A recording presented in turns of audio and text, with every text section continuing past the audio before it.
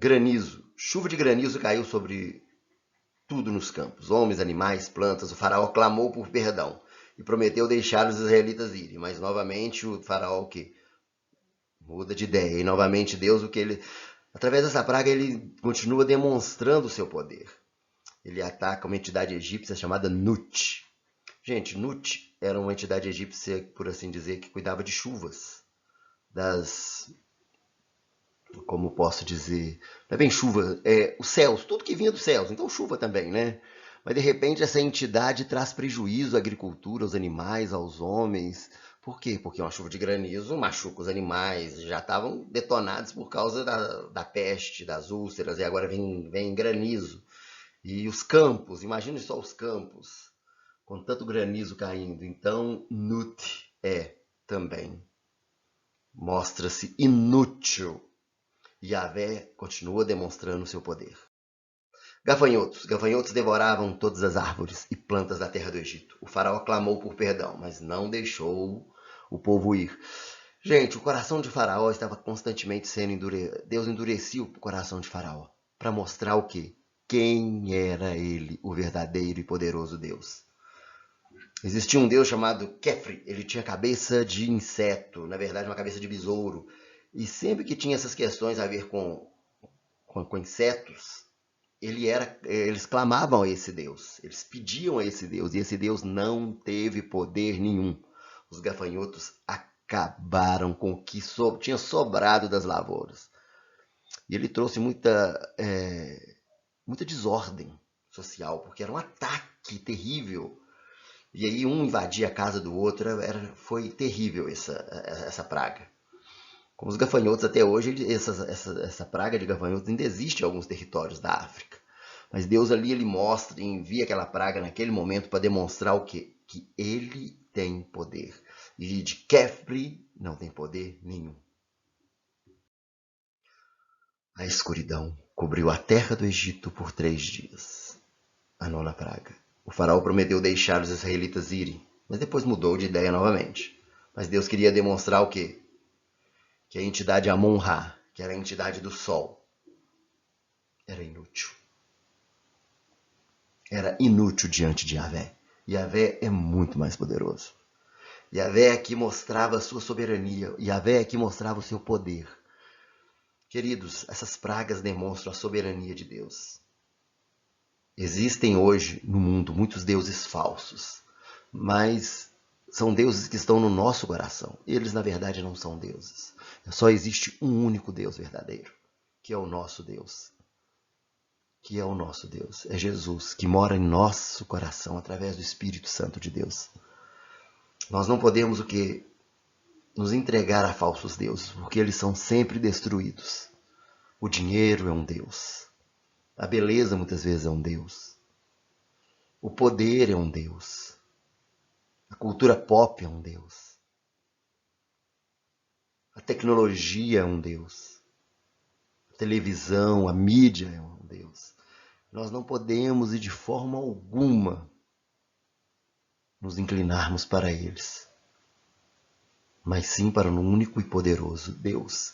E Amon-Ra, que era um dos deuses, por assim dizer, principais do panteão egípcio, é o quê? É humilhado, com 3 dias de escuridão. E aí nós temos um momento especial. Agora nós estamos no momento chave, no momento da Páscoa. Páscoa é o Pessar em hebraico, que significa literalmente passagem. Pois o Senhor passou sobre a casa dos filhos de Israel poupando-os. Está lá em Êxodo 12, verso 27. Ela é uma festa instituída por Deus como um memorial, para que os filhos de Israel jamais esquecessem que foram escravos no Egito. E que o próprio Deus os libertou com a mão poderosa. Deus ele demonstrou, vocês viram com as pragas, que todo o panteão egípcio não tinha força. Ele é o verdadeiro Deus. Ele trouxe juízo sobre os deuses do Egito. E agora nós vamos ver que ele vai trazer juízo sobre um Deus que o egípcio considerava muito. Que na verdade não é um Deus, né? Sabe, queridos, a Páscoa fala da nossa identidade. O povo de Israel foi liberto do Egito para poder o quê? Adorar a Deus e ser uma luz para as nações. E é muito interessante que a Páscoa, ela vai o quê? Ela vai nos dar, a Páscoa hebraica, as bases do que vai ser a Páscoa cristã também. E na festa da Páscoa, aliás, naquela celebração que seria celebrada na noite, os judeus se reuniriam na casa e teriam um cordeiro, ervas amargas, os pães sem fermentos, e o sangue daquele cordeiro seria passado no umbral das portas. E quando fosse passado nesse umbral dessas portas, viria um anjo da morte. O anjo da morte passaria por ela e não entraria naquela casa. Daí a passagem, o Pessah, que é o que? A Páscoa. Mas ele iria o quê? Ele iria atingir também uma entidade egípcia.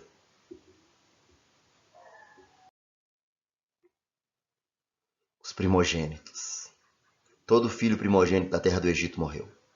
Faraó finalmente deixou os israelitas partirem, mas mudou de ideia e os perseguiu até o Mar Vermelho. Bom, nós vemos aqui que uma entidade é atacada. E quem é essa entidade? É o próprio Faraó.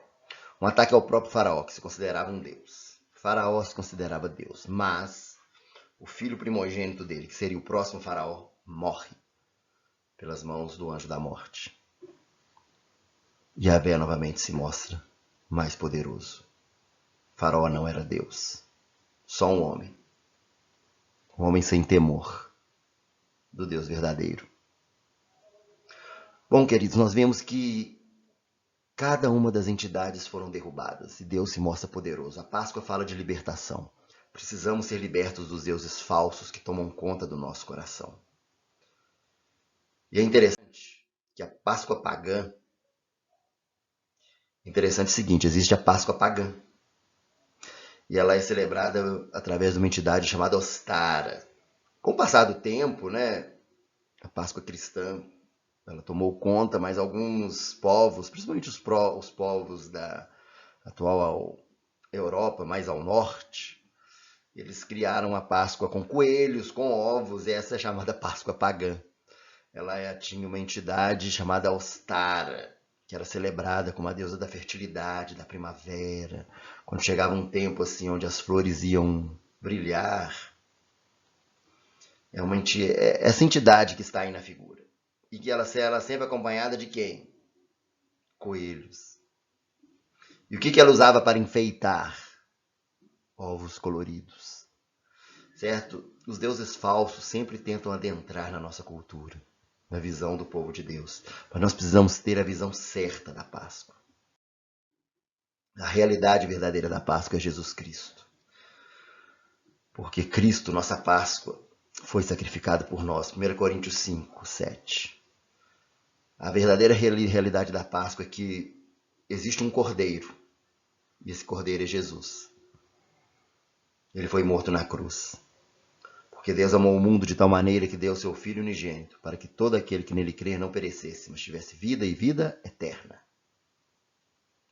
A realidade da verdadeira Páscoa fala do pão e do vinho, da última ceia que Jesus tomou com os apóstolos. Fala da realidade do Cordeiro. Eis o Cordeiro de Deus que tira o pecado do mundo, Jesus. Essa é a nossa realidade. Esses são os deuses, esse é o Deus verdadeiro que nós honramos e que nós devemos sempre honrar. Que essa lição traga no seu coração, um temor contra os falsos deuses que tentam adentrar no nosso coração. Os deuses da mídia, os deuses da tecnologia, o Deus do dinheiro, o Deus da cultura pop,